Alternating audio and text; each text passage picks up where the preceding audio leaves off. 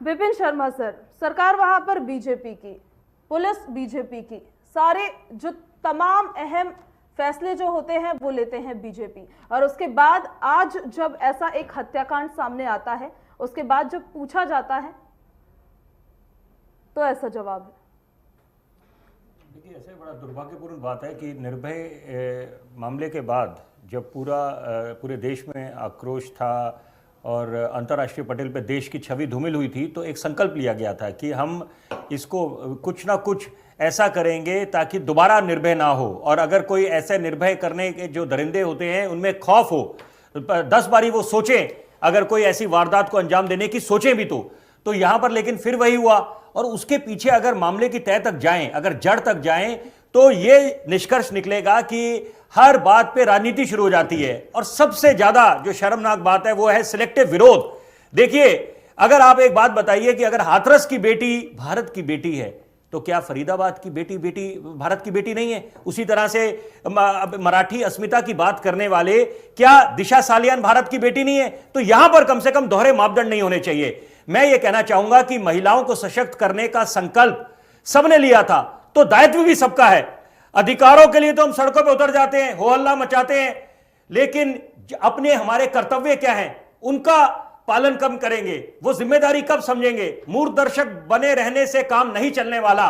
अगर सही मामले में आपने नारी का सम्मान करना है तो ये बात एक बात ठाननी पड़ेगी कि आप कभी भी कोई ऐसा दुष्कर्म अपने आंखों के सामने देखते हैं तो तुरंत उस पर कुछ ना कुछ अपने जो बन पाए वो करें। कानून हाथ में नहीं लेना, वो अपनी जगह बात बिल्कुल दुरुस्त है, लेकिन यह समझना पड़ेगा कि हम मूर्खदर्शक बने रहेंगे तो यह अपराध महिलाओं के खिलाफ बढ़ता रहेगा। और अभी भी मैं एक बात बोलना चाहूंगा, ये देखिए, मैं उस बात से सहमत नहीं हूं जो ये शब्द निकाले जाते हैं लव जिहाद। ये वही देश है हिंदुस्तान जहां हमें सदियों से जिसपे नाज रहा है, जो रिवायत रही है यहां पर फूलवालों की सैर, जो हिंदू और मुसलमान भाइयों की एकता का प्रतीक रहे हैं। ये जो आपस में कौन देश को बांटता है, ये आत्ममंथन करने की आवश्यकता है। दूसरों पे सांप्रदायिक बोलना बहुत आसान है, पहले अपने गिरेबान में भी झांकना पड़ेगा कि आप खुद कितने पानी में हैं। तो ये समझना पड़ेगा कि अगर आपने राष्ट्र निर्माण करना है तो नारी के सम्मान के बिना ये मुमकिन नहीं होगा, और आपको चरित्र निर्माण भी बहुत आवश्यक है। ठीक है विपिन जी, आप मानते हैं प्रशासनिक व्यवस्था फेल यहां पर नजर आई है? देखिए, ऐसा है कि प्रशासनिक कभी भी जो भी अगर ऐसे मामले होते हैं, अगर देखिए सिक्के के दोनों पहलू हैं। अगर आप दूसरे दृष्टिकोण से देखें तो पुलिस ने तुरंत गिरफ्तार किए जो इसके दोषी थे, और उसके बाद जिन्होंने हथियार भी दिया वो भी आज गिरफ्त में है। तो 2018 में जो समझौता मैं उसी पे आना चाहता हूं, बिल्कुल मैं उसी पे आना चाहता हूं। देखिए, वो जो बातें उठ रही हैं और जो खबरें आ रही हैं कि वो किसके दबाव में हुआ, क्या राजनीतिक दबाव था, किसका रसूख था, जिसके कारण वो जो कंप्लेंट पहले करी थी 2018 में लड़की के परिवारजनों ने, तो क्या कारण रहा कि उनको अपनी कंप्लेंट वापस लेनी पड़ी? तो ये मामले की तह तक जाना पड़ेगा कि ये समझना पड़ेगा कि कितना संवेदनशील मामला है।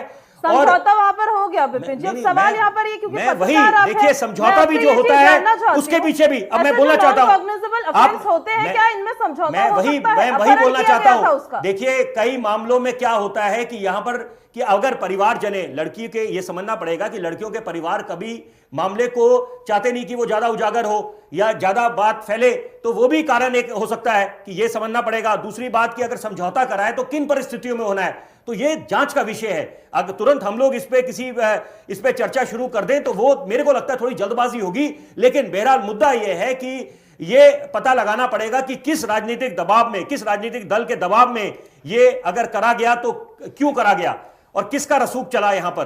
तो ये बड़ा दुर्भाग्यपूर्ण बात है कि जो ये तस्वीरें देखने को मिली, जो सीसीटीवी में कैद हुई, ये बहुत विचलित करने वाली है। नवीन